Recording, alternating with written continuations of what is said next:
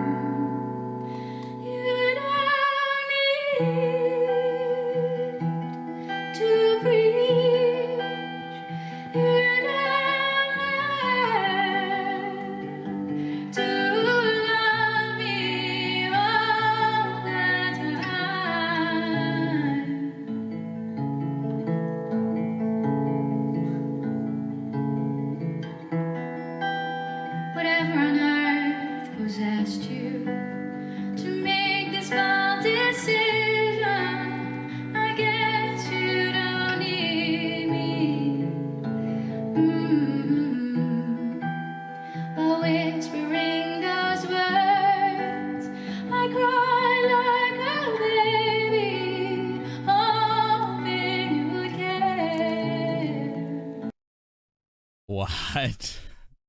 So as soon as this started, like my smile muscles just involuntarily engaged. And the first thing I thought, it was how generous this person is for sharing this voice and becoming like what some people call like the godmother of female symphonic metal vocals, right? You could do anything with her voice.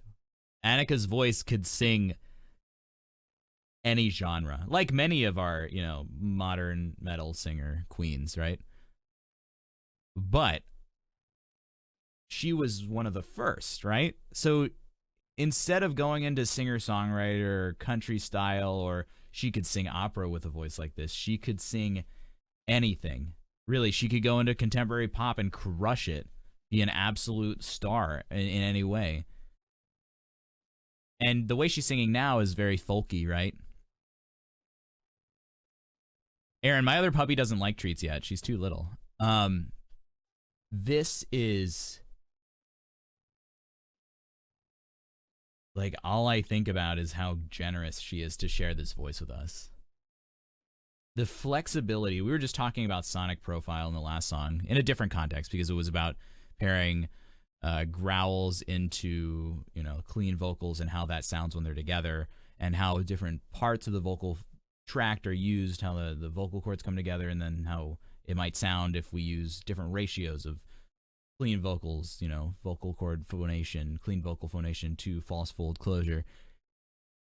This is a different type of complex sonic profile in that she's using the full spectrum of sound in her vocal folds to create this incredibly illustrious, deep, very complex tone, right?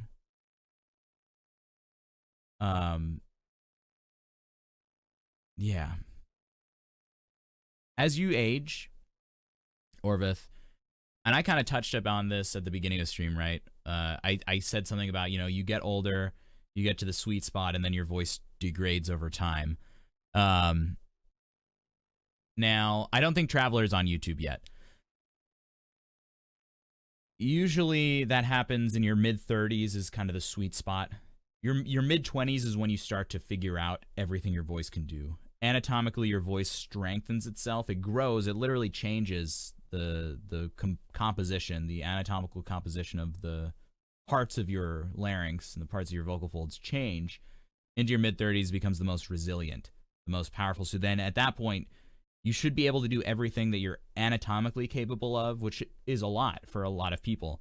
For most people, it should be a lot as long as you experiment and explore.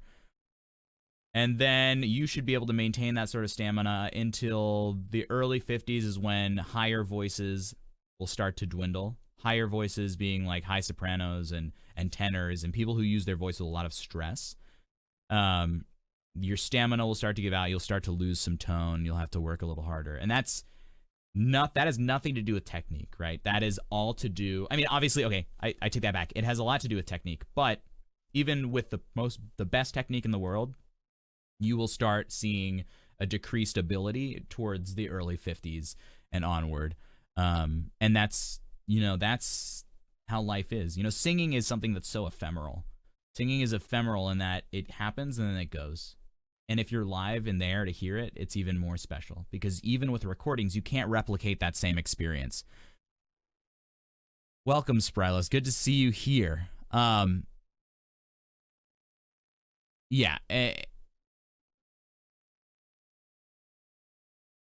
Classical singers tend to maximize everything that's going on between their mid 30s and late 40s. But after that, again, your ability starts to decrease. Now, the good technique will mean that you can have your voice longer. That's when I listen to a voice and I say it's healthy, it's a sound that sounds like it would be able to last. You could sing for a 2.5 hour concert and still your voice would feel fine the next day, right? That's a healthy technique, in my opinion. No one can determine how long a voice is going to last. Technique plays a factor. Anatomy plays a factor. Biology plays a factor. But, a voice like this is that kind of sound that you hear it and you're like, this voice could go on forever. This voice it's using the full chords. It's fully supported. Nothing's overly tensed. Nothing feels like it's pinching. Nothing's unhealthy. This voice can sing and stay the same and stay consistent for a long time. I think we're incredibly lucky to be contemporaries of these amazing singers. All right, enough philosophy. Let's enjoy the rest of this song. I need to talk about her actual singing, right?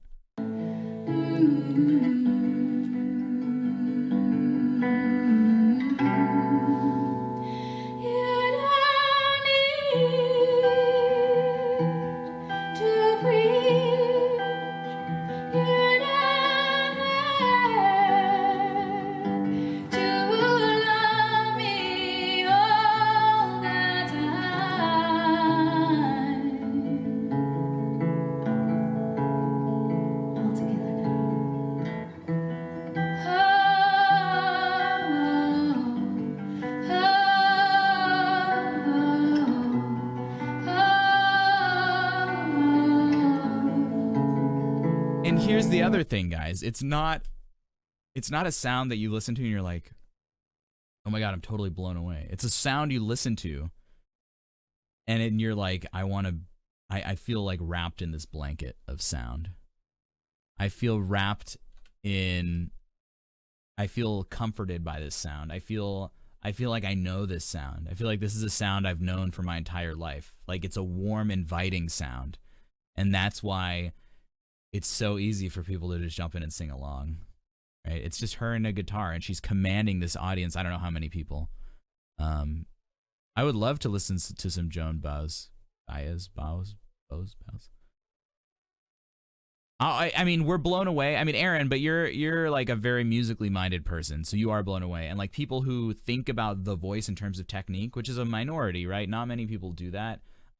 It's like a weird nerdy thing. It's like an audiophile. It's like a photo nerd. Like it's like someone who builds PCs with their life. These are just like the subreddits I follow. But when you're intensely in on a subject, yeah, you're gonna notice and be blown away by specific things that most people are not. But if you're just someone who's there for the music, you are enraptured by this. You're brought in, right? It's the same like Cosmic. It's the same feeling you imagine your mother sounded like when she sang to you when you were young. Yes, that's what we get here. And she sings along with Devin in his huge giant concerts, and it's a totally different feeling. But she's able to do that, and she's able to do that without shifting many things that happen in her sound. Because think of it this way. If she creates this complex combination of sounds by using her full voice, by using all of the air, by using all the warmth in her sound, and it creates this entirely like complex sound that we hear, it's going to sound different in different contexts. It's like if you put blue next to orange, it's going to sound different than if you put, it's going to look different rather than if you put blue next to green. That blue, even though it's the same blue, is going to sound the same. When you put this voice with just an acoustic guitar alone with an audience, and that's it, it's going to sound different than if you put Annika's voice into the Reticle Circus concerts, right? It's going to be the same sound she's making, but because it's such a complex sound, the context of how you hear that sound and hear that voice is going to feel different. And that is one of the reasons, I think, and now we're getting at it, I'm starting to think that that's why she's so prolific and able to do all these different genres, because her voice is so full and rich and warm that when put in different positions, in different places, with different instruments around her, it sounds different and it fits in, but it never gets overshadowed, right? That's what a complex, beautiful, full, healthy tone like this is wonderful for. Happy birthday, Shireen Gonzalez. Welcome, welcome.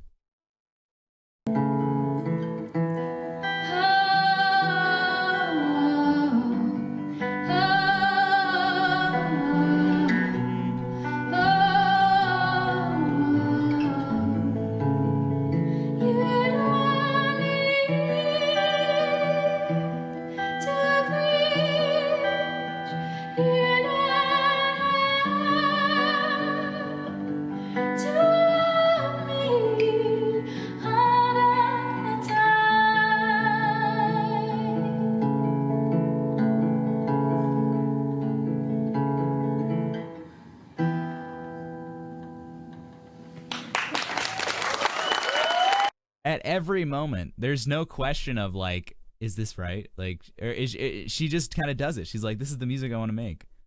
You know, I don't know how virtuosic she is with the guitar. She's just playing some chords and notes and giving us a natural musical gift.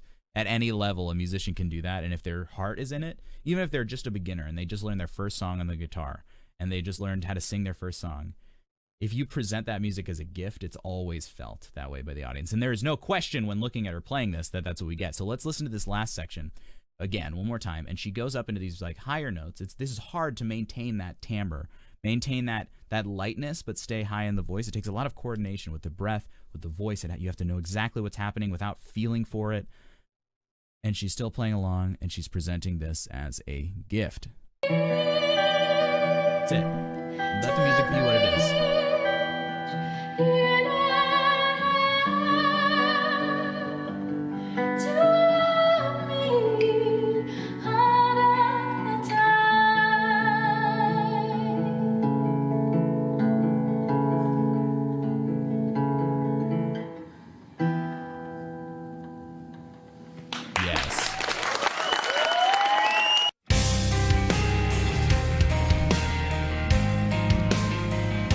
So, yeah, wonderful smile at the end. Wonderful just checking in with the audience. Is like, was that something that you guys valued? You know, that's what that look was at the end. Oh, I would love to listen to some Lorena McKennitt. Yeah, absolutely. Cosmic, I feel like you just totally set people up for that because you don't have to choose. You know, that's what's great. We can listen to whatever we want. I have, in the last month and a half, 2 months since we started doing these types of live streams, I have been absolutely blown away by the new music that I've discovered thanks to you guys. Like and now I have all of this more new enjoyment that I found in music that I didn't have before. Before, music felt like a business almost. Well, it felt like I was going to create music in one way, you know, that's it. But now I have all this new context thanks to all of you. And so I'm hoping, you know, whatever I say might help you enjoy more, or it may just be like, oh, here's someone else that we converted, right?